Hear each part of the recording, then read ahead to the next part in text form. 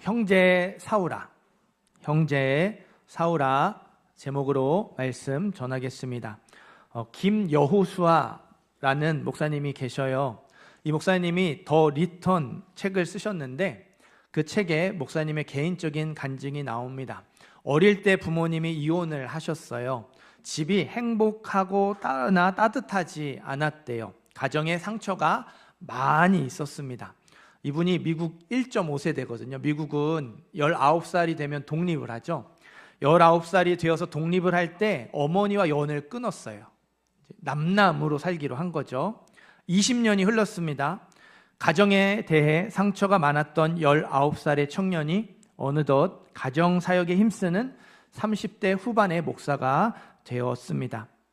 하나님이 이 30대 후반의 목사님에게 어머니를 만나라는 부담을 주시는 거예요. 19살 이후로는 어머님을 만난 적이 없고 앞으로도 만날 마음이 없었어요. 목사님은 당연히 순종을 하기가 싫었대요. 어머니를 만나지 말아야 할 이유, 만날 수 없는 이유 20가지를 하나님께 조목조목 아뢰면서 기도를 했어요. 이래서 못 만나고 저래서 못 만나고 이러이러한 이유로 어머니를 만날 수 없습니다. 이제 그렇게 기도를 한 거예요. 하나님이 계속해서 어머니를 만나라는 부담을 주셨대요. 더 버틸 수가 없어서 순종하기로 했습니다. 20년 만에 어머니를 만났어요. 어떤 일이 일어났을까요? 아무 일도 일어나지 않았습니다. 서로를 끌어안고 눈물을 흘리며 용서하는 만남은 없었어요. 서먹서먹한 상태에서 어색한 대화를 나누다가 그냥 헤어졌대요. 목사님이 너무 이제 화가 난 거예요. 하나님, 이게 뭡니까? 이러려고 저를 여기로 보내셨습니까? 미안하다.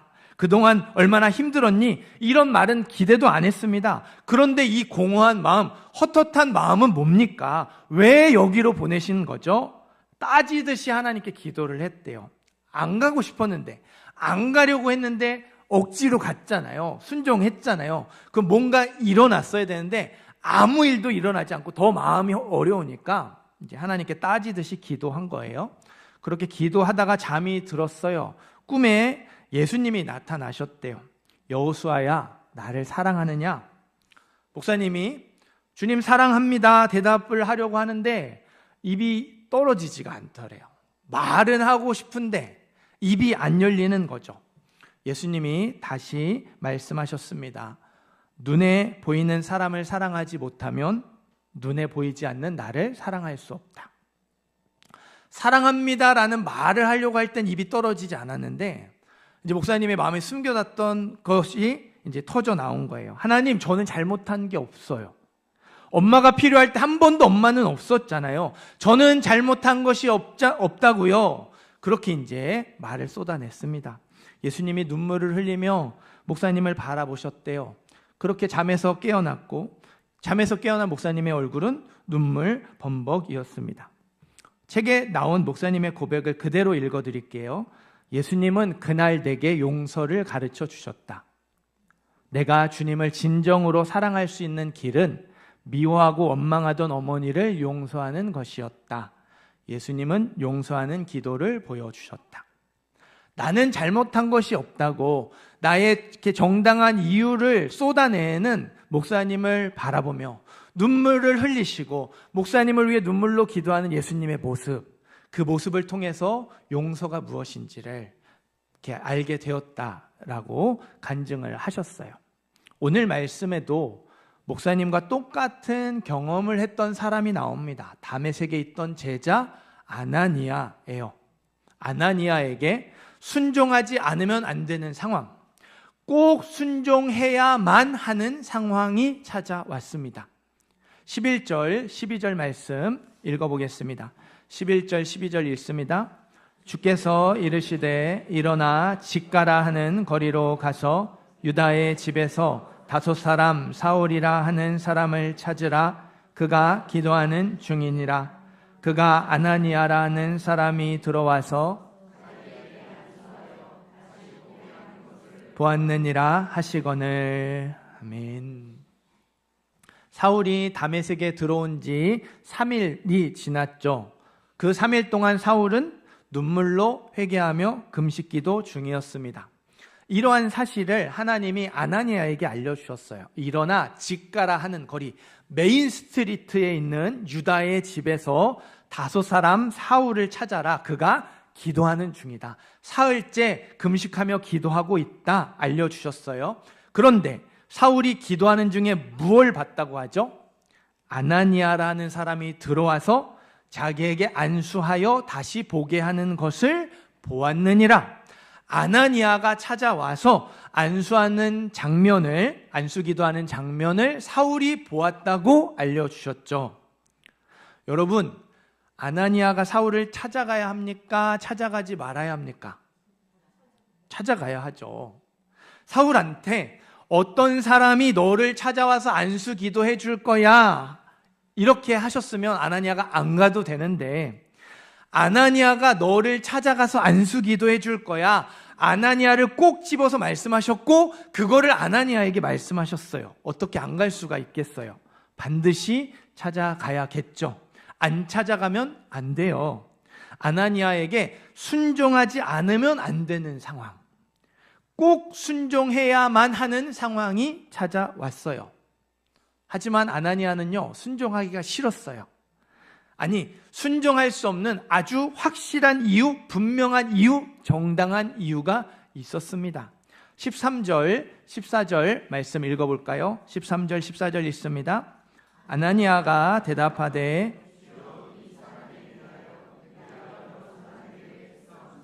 그가 예루살렘에서 주의 성도에게 적지 않은 해를 끼쳤다 하더니 여기서도 주의 이름을 부르는 모든 사람을 결박할 권한을 대제사장들에게서 받았나이다 하거늘.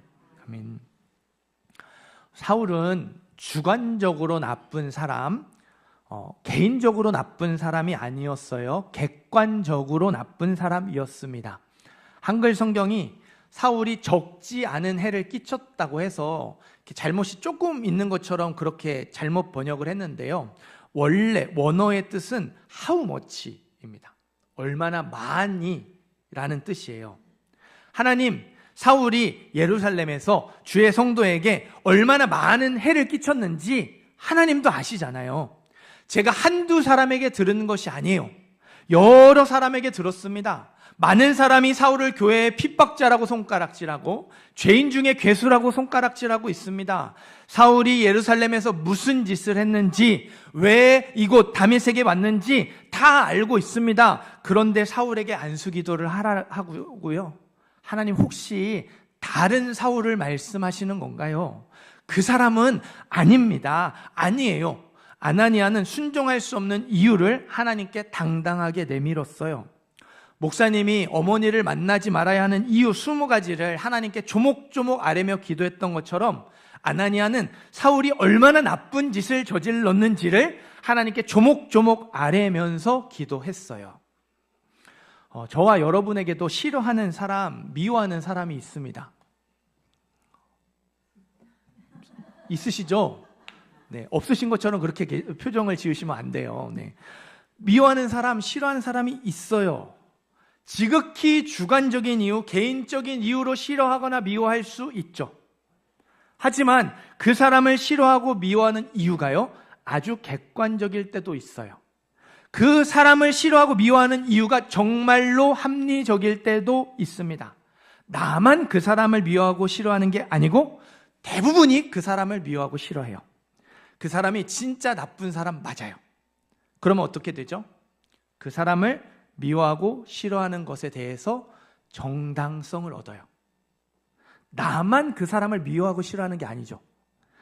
대부분이 그 사람을 싫어하고 미워하잖아요. 그 사람이 진짜 나쁜 사람 맞잖아요. 그러니 우리 안에 이런 마음이 생기는 거예요. 맞아, 그 사람은 싫어해도 괜찮아. 맞아, 그 사람은 미워해도 괜찮아. 모든 사람이 그 사람에게 손가락질 하잖아. 그 사람이 잘못이잖아. 그 사람이 진짜 나쁜 사람 맞잖아. 나도 그 사람을 싫어하고 미워할 정당한 이유가 있어. 그 사람을 싫어하고 미워하는 것에 대한 정당성을 얻습니다. 하나님께 우리의 정당성을 당당하게 내밀면서 순종할 수 없는 이유, 사랑할 수 없는 이유를 조목조목 아뢰는 거죠. 하나님께 우리의 정당함을 설명하면서 왜 순종할 수 없는지, 왜 사랑할 수 없는지를 어떻게든 설득하려고 하는 거예요. 하나님이 아나니아의 정당함을 받아주지 않으셨어요? 목사님에게 계속해서 어머니를 만나라는 부담을 주셨던 것처럼 아나니아에게도 그럼에도 불구하고 순종해야만 하는 이유를 다시 한번 말씀해 주셨어요. 이번에는 처음보다 더 강하게 말씀하셨어요. 가라. 그래도 가야 한다. 사울은 내가 택한 그릇이다. 내 이름을 이방인과 임금들과 이스라엘 자손에게 널리 전해야 할 나의 그릇이 사울이다. 사울이 내 이름을 위하여 많은 고난을 받게 될 것이다. 교회를 핍박했던 사울이 교회를 위하여 핍박을 받는 전도자로 변화될 것을 알려주셨어요. 이방인의 사도로 세우시고 그를 사용하실 하나님의 계획, 사울을 향한 하나님의 계획을 알려주셨습니다.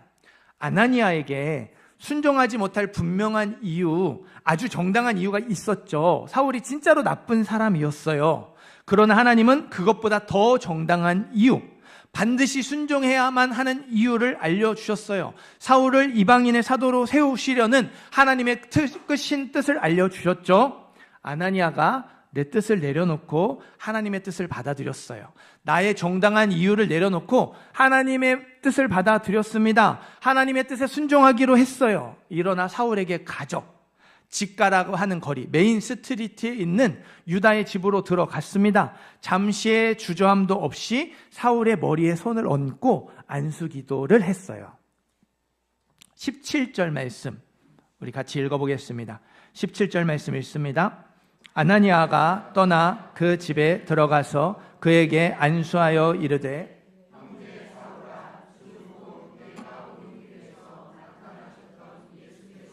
나를 보내어 너로 다시 보게 하시고 성령으로 충만하게 하신다 하니. 아멘. 형제 사울아, 형제 사울아. 오늘 설교 제목이죠. 아나니아는 사울을 형제라고 불렀습니다. 형제는 예수 안에서 한 공동체가 된, 지체가 된 사람을 부르는 호칭이죠. 우리가 성도님, 집사님, 권사님, 목사님 이렇게 부르기도 하지만 우리가 남자분들에게는 형제님, 여자분들에게는 자매님 이렇게 부르죠. 우리가 한 가족, 또 한 공동체가 되었기 때문에 형제, 자매로 불러요. 교회의 핍박자, 교회의 원수였던 사울에게요, 아나니아가 따뜻한 목소리로 형제 사울아, 당신은 나의 형제요. 당신은 나의 가족입니다. 예수 안에서 한 가족이 되었다고 말해 주었어요. 여러분, 아나니아가 형제 사울아 따뜻하게 부르지 않고요, 그냥 사울아 따뜻하게 불러도 돼요. 그냥 사울아 부르고 안수기도 해도 괜찮습니다. 아무 문제가 없어요. 하나님이 사울에게 가서 안수기도 하라고 명령을 하셨지 사울을 형제라고 부르면서 안수기도 하라고 명령하지 않으셨어요. 그런데 아나니아는 하나님의 명령이 없는 형제 사울이라고 부르면서 안수기도를 했어요. 아나니아의 순종은 마지못해 억지로 순종한 것이 아니었죠. 진심으로 마음을 다해서 순종한 것이었어요. 하나님의 뜻이 내 뜻보다 더 정당하니까, 그 뜻이 하나님의 뜻이 훨씬 더 크니까 어쩔 수 없이 순종한 게 아니고, 그 하나님의 뜻이 처음부터 나의 뜻이었던 것처럼 적극적으로 순종한 것이 아나니아의 순종이었습니다. 제가 부목사로 사역을 할 때 그 교회에 전교인 수련회를 오랜만에 이제 하기로 했습니다. 담임 목사님이 다음 세대 여름 행사, 그러니까 유치부, 초등부, 중고등부 이 여름 행사를 따로 진행하는 게 아니라 전교인 수련회 이 안에서 같이 한꺼번에 진행을 하라고 이제 말씀을 하셨어요. 그러니까 따로 가면 이 또 더 못 가는 분들이 생길 수 있으니까 최대한 많은 분들이 같이 갈 수 있도록, 이제 자녀들과 함께 갈 수 있도록 다음 세대 여름 행사를 이 안에서 진행하자고 하셨죠. 그럼 이제 어른들은 다 빠져야 되잖아요. 남은 거는 누구예요? 만만한 게 청년들이죠. 청년부가 유치부 여름성경학교, 유초등부 여름성경학교, 중고등부 여름수련회를 진행했으면 좋겠다고 이제 그렇게 말씀을 하시는 거예요. 청년부 목사가 난리가 났습니다. 안 된다고, 그렇게 할 수가 없다고 격렬하게 반대를 했어요. 그러니까 제가 이제 그 옆에서 볼 때도 야, 얘 선 넘네 할 정도로 그렇게 막 이제 얘기를 안 되는 이유들을 계속 얘기하는 거예요. 그럴 수 없는 이유들을. 근데 담임 목사님이 충분히 다 들으신 후에 그래도 이렇게 하면 좋겠다고 해서 결국은 청년부가 이거를 담당하기로 결정이 됐습니다. 당연히 청년들이 안 가려고 하죠. 교사인 청년들은 어쩔 수 없다 하지만 교사가 아닌 청년들이 가려고 하겠어요? 안 가려고 하죠. 한 명 한 명 만나면서 일일이 설득을 해가면서 이제 이거를 준비해 가는 거예요. 네, 이 친구가요, 그걸 준비하는 과정에서 한 번도 불평을 하지 않았어요. 사실 억지로 그렇게 강하게 반대를 했는데 이게 결국은 자기의 뜻과 다르게 되면 사실 어쩔 수 없이 순종을 하는 거니까 마지못해 할 수 있어요. 아니 하더라도 군소리하고 이렇게 궁시렁거릴 수 있거든요. 저희끼리 있을 때 그럴 수 있어요. 근데 단 한 번도 제가 그런 소리를 듣지 못했어요. 마치 그게 처음부터 자기가 생각하고 계획했던 것처럼 마음을 먹고 일을 진행하는데요. 제가 그 친구를 보면서 아, 순종이 저런 거구나. 결정이 되기 전까지는 자기의 뜻을 얘기할 수 있어요. 근데 결정이 된 이후에는 그게 언제 그랬냐는 듯이 그 뜻, 이렇게 결정된 뜻을 받아들이면서 그거를 아주 적극적으로 감당하는 모습을 보면서 아, 이게 순종이구나. 아, 저렇게 순종을 해야 되는구나를 배우게 됐어요. 지난 금요일에 보내드렸던 메시지입니다. 하나님이 인도하시는 완전한 길을 몰라서 못 갈 때도 있지만 분명하게 알면서도 안 갈 때가 많습니다. 억지로 끌려가고 마지못해 따라가는 것은 행복하지 않습니다. 완전한 길은 완전한 마음으로 행하는 사람이 갈 수 있습니다. 완전한 길로 가기 원합니까? 완전한 마음을 달라고 기도해야 합니다. 세상 유혹을 이겨낼 수 있는 힘을 주실 것입니다. 죄를 미워하는 마음을 주실 것입니다. 내가 있는 자리에서 내가 할 수 있는 것부터 순종하게 하실 것입니다. 그 순종이 완전한 길의 시작이 되게 하실 것입니다. 사랑하는 성도 여러분, 마음이 없는 순종, 억지로 마지못해 하는 순종은 한계가 있어요. 처음에는 꾸역꾸역 순종하겠지만 얼마 못 가서 다시 제자리로 돌아와요. 마음이 움직이지 않으면요, 결국 제 자리로 돌아올 수밖에 없습니다. 하나님이 인도하시는 완전한 길은 완전한 마음이 있어야 끝까지 갈 수 있어요. 진심으로 순종하셔야 돼요. 하나님의 뜻이 처음부터 내 뜻이었던 것처럼 적극적으로 순종하셔야 합니다. 그러면 아나니아가 어떻게 전심으로 순종을 할 수 있었을까요? 15절, 16절에 힌트가 있어요. 가라, 이 사람은 택한 나의 그릇이라. 아나니의 마음이 움직였던 순간은요, 사울을 향한 하나님의 계획을 들었을 때였어요. 사울을 향한 하나님의 계획, 사울을 이방인의 사도로 쓰시겠다는 하나님의 계획이 아나니아의 마음을 움직였습니다. 사울을 향한 하나님의 계획이 순종할 수 없는 분명한 이유, 정당한 이유가 있었던 아나니아의 마음을 움직였어요. 진심으로 순종하게 만들었습니다. 적극적인 순종의 사람으로 변화시켰어요. 여호와의 말씀이니라. 너희를 향한 나의 생각을 내가 아나니 평안이요 재앙이 아니니라. 너희에게 미래와 희망을 주는 것이니라. 여호와의 말씀이니라. 너희를 향한 나의 생각을 내가 아나니 평안이요 재앙이 아니니라. 너희에게 미래와 희망을 주는 것이니라. 저와 여러분 한 사람 한 사람을 향한 하나님의 계획은 재앙이 아니라 평안입니다. 저와 여러분 한 사람 한 사람을 향한 하나님의 계획은 미래와 희망을 주는 거예요. 그래서 우리를 가장 좋은 길로, 가장 완전한 길로 인도하고 계십니다. 아나니아가 하나님의 계획을 알게 된 것처럼 우리도 우리를 향한 하나님의 계획을 알고 있죠. 너무나도 잘 알고 있어요. 하나님이 우리를 가장 좋은 길로, 가장 완전한 길로 인도하신다는 것을 너무나도 잘 알고 있습니다. 그런데 우리는 하나님의 계획에 마음이 움직이지 않을 때가 많죠. 하나님의 계획을 알면서도 순종하지 못할 때가 많고, 억지로 마지 못해서 순종할 때도 많아요. 하나님의 인도하심을 따라가지 못할 때가 너무나도 많습니다. 반면에 아나니아를 보세요. 하나님의 계획에 마음이 움직였어요. 진심으로 순종했어요. 적극적으로 순종했어요. 어떻게 그럴 수 있었을까요? 하나님의 계획을 믿었기 때문입니다. 아나니아는 하나님의 계획을 아는 것으로 끝나지 않았어요. 하나님의 계획을 믿었어요. 우리가 왜 진심으로 순종하지 못할까요? 하나님의 뜻, 하나님의 계획을 아는 것으로 끝나기 때문에 그래요. 아, 그렇구나. 맞아. 하나님이 나를 가장 좋은 길로 인도하셔. 하나님이 나를 완전한 길로 인도하셔. 그래, 하나님의 계획이 평안이고 미래와 희망을 주는 거야. 맞아. 그렇게 살아야지 고개를 끄덕이는 것으로 끝나기 때문에 우리가 진심으로 순종하지 못하는 거예요. 하나님이 반드시 그렇게 역사하실 것을 정말로 믿지 않으니까 그 계획을 들어도 우리의 마음이 움직이지 않는 거예요. 하나님이 반드시 그렇게 인도하실 것을 정말로 믿지 않으니까 그 말씀을 들어도 따라가고 싶지 않은 것이죠. 마음이 움직이지 않으니 억지로 마지못해 순종하는 거예요. 억지로 마지못해 따라가는 거예요. 처음에는 꾸역꾸역 순종하며 따라가겠지만 결국 제자리로 돌아올 수밖에 없습니다. 1946년 남아프리카에서 실제로 있었던 사건입니다. 연초에 농부들이 유명한 점쟁이를 찾아갔어요. 올해 농사가 어떻게 될지 점을 봐달라고 했습니다.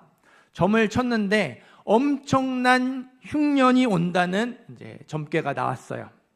실제로 그 해는 엄청난 흉년이었습니다. 날씨가 엄청나게 좋았대요. 가뭄도 없었고 홍수도 없었습니다. 농사를 짓기에 최적의 조건이었던 해였어요. 그런데도 엄청난 흉년이 들었습니다. 점쟁이가 정말로 용했던 걸까요? 아니에요. 점쟁이의 말을 믿었기 때문입니다.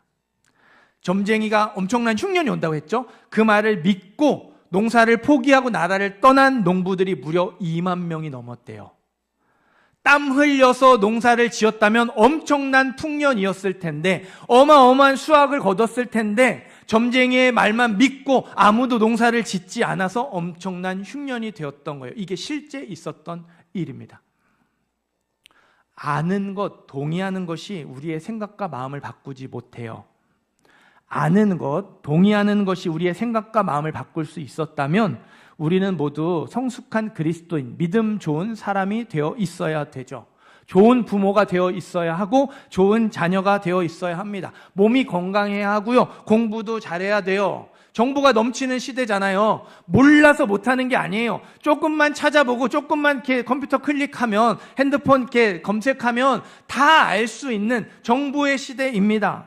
하지만 우리가 알고 동의하는 만큼 변화되지 못했어요. 아는 만큼, 동의하는 만큼 성숙하지 못했죠. 아는 것, 동의하는 것이 우리의 생각과 마음을 바꾸지 못하기 때문입니다. 아는 것, 동의하는 것을 믿어야 생각과 마음이 변화돼요. 어떤 사실을 알고 동의하는 사람은요, 고개만 끄덕이지 그대로 움직이지 않아요. 그 사실을 알고 동의하며 믿는 사람이 그대로 움직이는 거예요. 하나님의 뜻이 내 뜻보다 좋다는 사실을 알고 동의하는 것으로는 안 됩니다. 하나님의 뜻이 내 뜻보다 높음을 믿어야 돼요. 그래야 순종할 수 있습니다. 하나님의 계획이 내 계획보다 좋다는 사실을 알고 동의하는 것으로는 안 돼요. 하나님의 계획이 내 계획보다 완전함을 믿어야 돼요. 그래야 순종할 수 있습니다. 전심으로 순종할 수 있어요. 적극적으로 순종할 수 있습니다. 말씀에 순종하는 것이, 하나님의 인도하심을 따라가는 것이 더 좋은 길이라는 것을 알고 동의하는 것으로는 안 됩니다. 말씀에 순종하는 것이 생명임을 믿어야 하고요. 하나님의 인도하시는 길이 가장 좋은 길, 가장 빠른 길이라는 걸 믿어야 돼요. 그래야 즐거운 마음으로, 기쁜 마음으로 따라갈 수 있어요. 흔들리지 않고 계속해서 따라갈 수 있습니다. 주저하지 않고 순종할 수 있어요. 사랑하는 성도 여러분, 지금 저와 여러분이 순종해야 할 것은 무엇입니까? 그 부분에 대하여서 하나님을 믿으시기를 바라요. 그 문제에 대하여서 하나님을 믿으시기를 바랍니다. 하나님을 나를 구원하신 분으로만 그렇게 믿으면 안 돼요. 하나님을 내 삶의 주인으로 믿어야 돼요. 하나님은 나를 구원해 주신 분이시지만 또 동시에 나의 삶을 다스리시는 분, 그래서 나의 삶을 이끌어 주시는 분, 나의 삶을 책임져 주시는 분입니다. 하나님을 내 삶의 주인으로 믿어야 돼요. 나의 인간관계의 주인으로, 나에게 주어진 물질의 주인으로, 나에게 주어진 허락된 시간의 주인으로 하나님을 믿어야 돼요. 하나님을 우리 교회의 주인으로, 우리 가정의 주인으로, 내 사업의 주인, 직장의 주인, 학업의 주인으로 믿어야 돼요. 하나님은 우리에게 평안을 주시려고 우리의 삶을 다스리시고 우리를 인도하고 계세요. 하나님은 우리에게 미래와 희망을 주시려고, 생명을 주시려고 우리의 삶을 다스리시며 우리를 인도하고 계십니다. 하나님을 내 삶의 주인으로, 내 인생의 주인으로 믿어야 진심으로 순종할 수 있습니다. 하나님을 내 삶의 주인으로 믿으면 내 안에 순종할 수 없는 아주 정당한 이유가 있을지라도 그 정당한 이유를 내려놓을 수 있어요. 아주 분명하고 확실한 이유, 순종할 수 없는 이유가 수백 개, 수천 가지가 되더라도 하나님을 내 삶의 주인으로 믿으면 내려놓고 순종할 수 있습니다. 내 뜻을 내려놓고 하나님의 뜻을 받아들일 수 있어요. 그게 처음부터 내 뜻인 것처럼 그렇게 마음을 다해 하나님을 따라갈 수 있습니다. 고린도후서 5장 7절 말씀입니다. 우리가 믿음으로 행하고 보는 것으로 행하지 아니함이로다. 우리가 믿음으로 행하고 보는 것으로 행하지 아니함이로다. 우리는 보이는 것으로 살아가지 않고 믿음으로 살아갑니다.